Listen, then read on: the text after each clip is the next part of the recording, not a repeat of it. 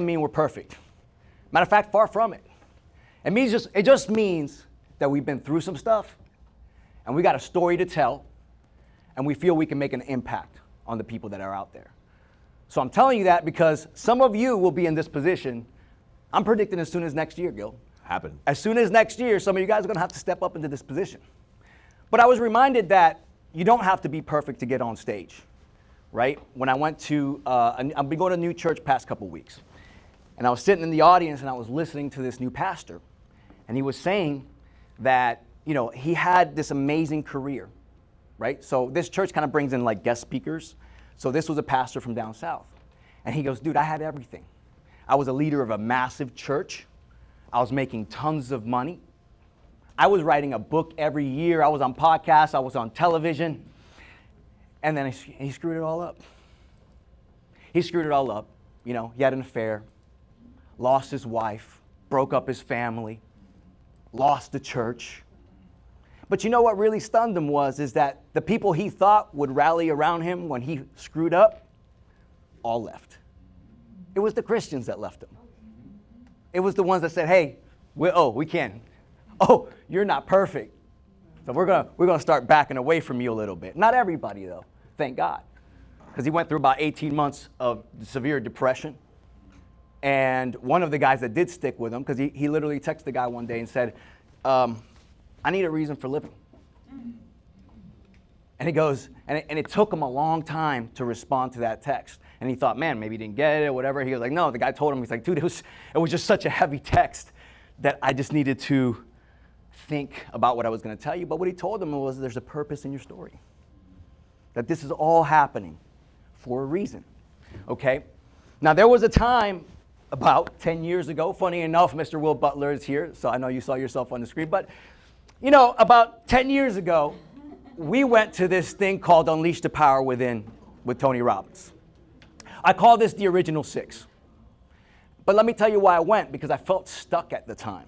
I felt like I needed something to shift in me, right? Like I'm big into personal development, I'm big into growth, but sometimes you need something to shake you a little bit. And I knew when somebody said, hey, I think you should go see this guy, Tony Robbins. I was like, maybe it's my time to go to one of these events, right? So it was cool. Matter of fact, ended up liking it so much. I mean, how many have we been to now, Gil? I maybe been to like 10 Tony Robbins events, and we volunteered for some. Matter of fact, look at your boy right there. Look at your boy on the screen right there. That's me. Is that how you say daddy? That's me.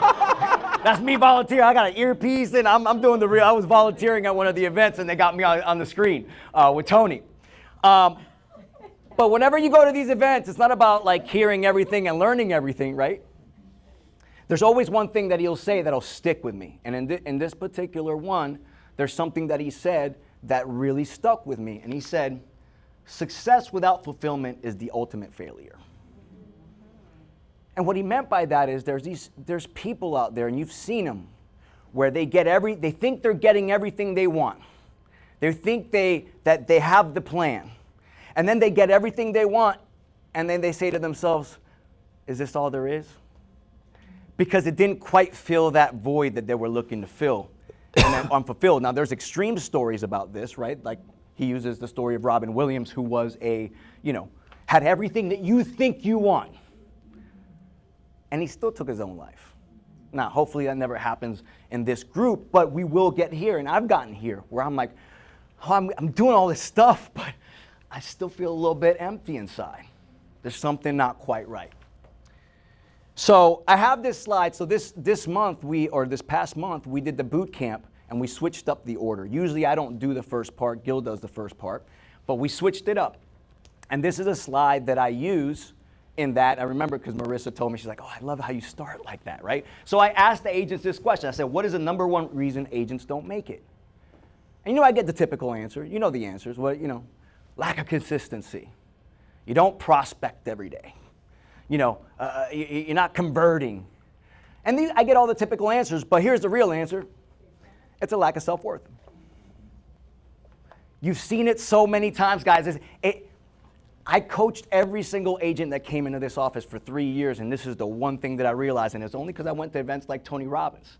I realized that it has nothing to do with skills, and it has everything to do with what you believe about you. Okay, and when do we get these thoughts and programs? Usually before you're 7 years old. You're making sense of the world as a child, and you start putting these beliefs in place, these structures in place, these things in place. And unfortunately, unless you realize that it's happening to you, you could go your entire life running through this program. It's a terrible, terrible thing. Let me show you how it shows up sometimes. Sometimes it shows up as an I am statement. I say this very, very clearly to you that be very careful whatever you say after I am. Be very careful whenever I catch an agent saying something, whoa, I am a procrastinator. How do you change that if that's who you are? That's a powerful statement. In the boot camp, I say, I don't believe in introverts.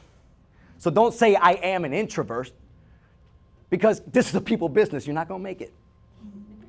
What really happened is you had a bad experience with a human being early on, and you decided all human beings were bad. But I asked you that question in the boot camp, didn't I? I said, but wait a minute. Let me ask you a question. Are all the best opportunities you've ever gotten in your life come from a human being? And he said, yes. It can't be all bad. Can't be all bad, so you got to start shifting the program. Here's how it also will show up. It'll show up when the blessing of trauma becomes the curse. What do I mean by that? We all go through things on different scales. Trauma, emotional events, things like this that happen early on in our childhood. And it usually goes one of two ways. You've all seen this story. It goes one of two ways. Either that person just believes that they're just so not worthy and that they're so not loved, and they just go into a very much a downward spiral. They just never get out of it, right? But then there's other people that use it right. They take the trauma and they take the pain and they use it as fuel. And then they do it just to kind of separate out of the environment that they're in. But I got to tell you something, sometimes eventually it turns into the curse. Because pain has diminishing returns. See, it's good that you used it to get up to here, but then you get everything you want, and you realize there's this emptiness inside still. And it actually didn't. You were proving that you were worth a shit to your father, and making as much money as you could, and all that stuff just didn't do it. And that's when you start to decline. And hopefully you never get down to here. That you realize that these are things that have to change. But this is how it shows up. Here's how it also shows up. I call it the fake show. You know the fake show, right? We're in social media age now. We see fake show. Every day I open up my phone, fake show. That's a fake show. Bunch of people putting stuff up, pretending they're happy when they're suffering.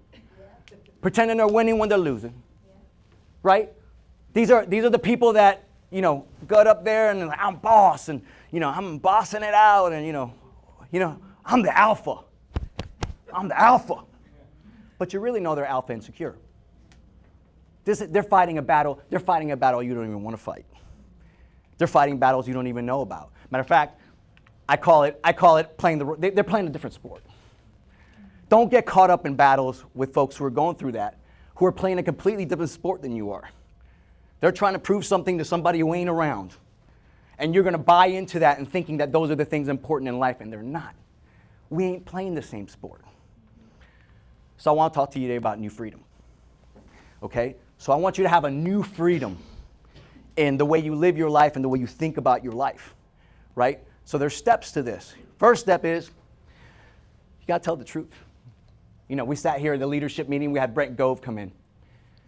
And he just said, stop kidding yourself. He was literally shouting like that. He was like Charles Penny. He's like, stop kidding yourself.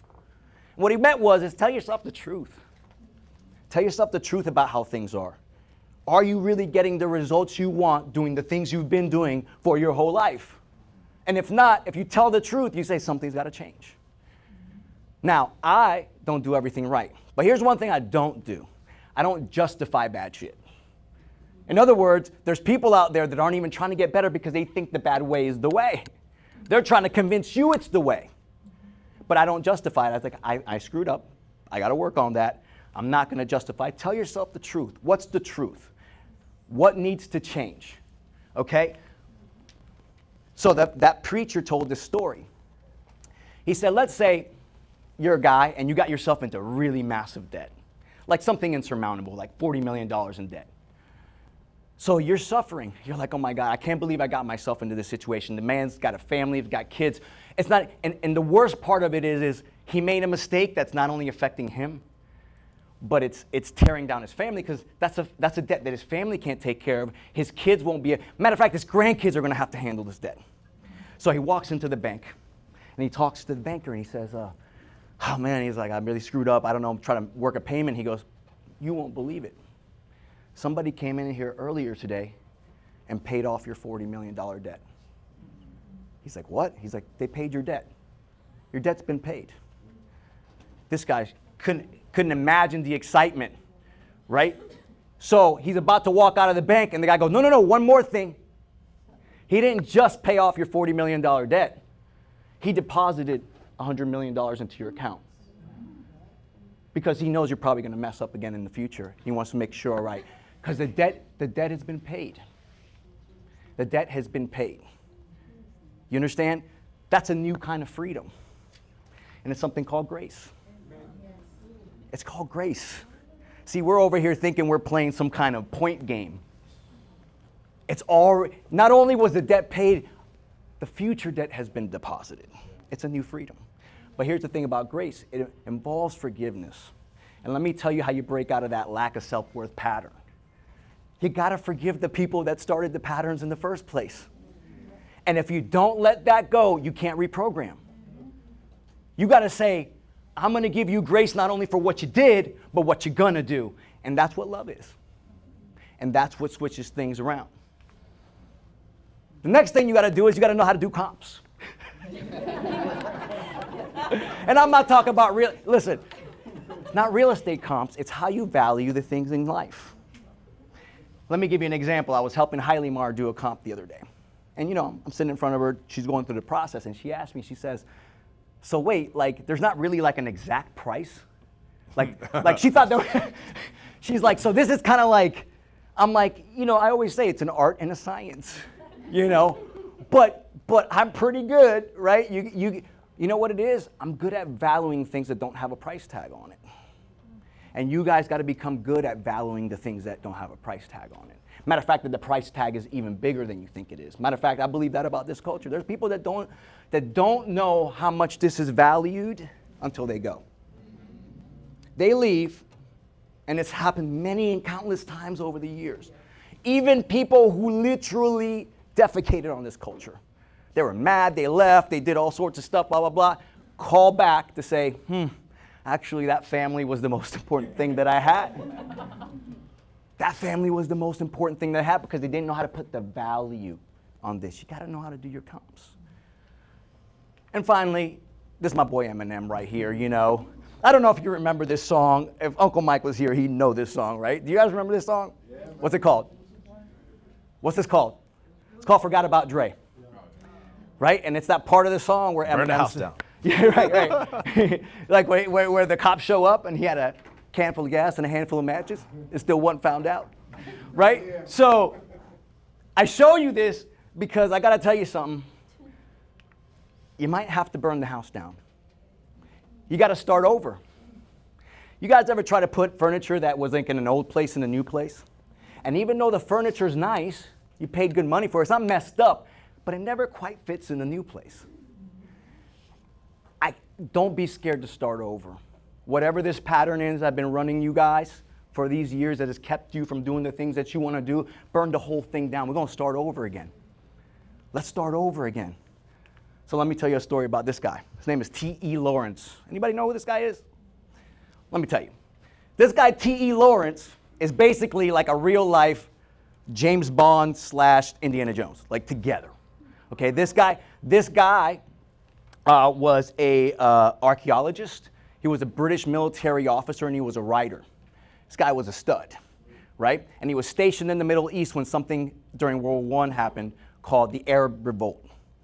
And the British were interested that the Arabs won this revolt because it was important to take down this thing called the Ottoman Empire.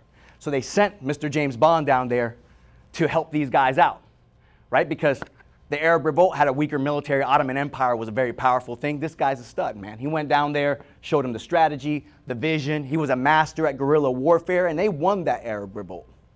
Matter of fact, you might notice him, that name Lawrence, they made a movie about this guy called Lawrence of Arabia.